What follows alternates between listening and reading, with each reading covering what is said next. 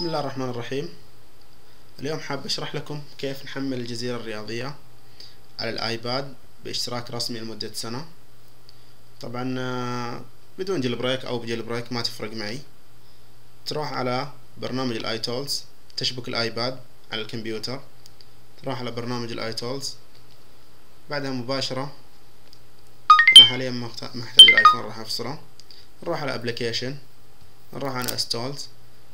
طبعا انتم بتحملوا الجزيرة معكم، راح تجي معكم بالشكل هذا. انا بعطيكم رابط التحميل ان شاء الله في نهاية المقطع، وفي اسفل المقطع ان شاء الله على اليوتيوب راح تلقون الرابط.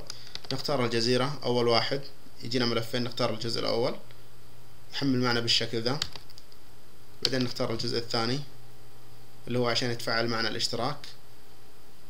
لو فتحنا الجزء الاول بس ما راح يتفاعل معنا الاشتراك. بعد كذا بعد ما يتحمل معنا الجزء الثاني راح نفتح على الايباد، راح يعطي خروج على طول.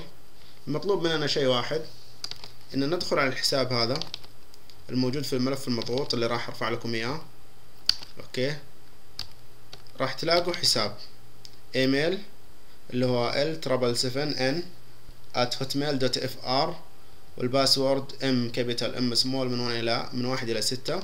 تحملوا اي برنامج مجاني، بعدها راح تفتح معكم الجزيرة وبيكون الاشتراك شغال. اتمنى انه ما تتلاعبوا في الحساب وزي كذا ويقفل، لانه راح يضر ناس ثانيين.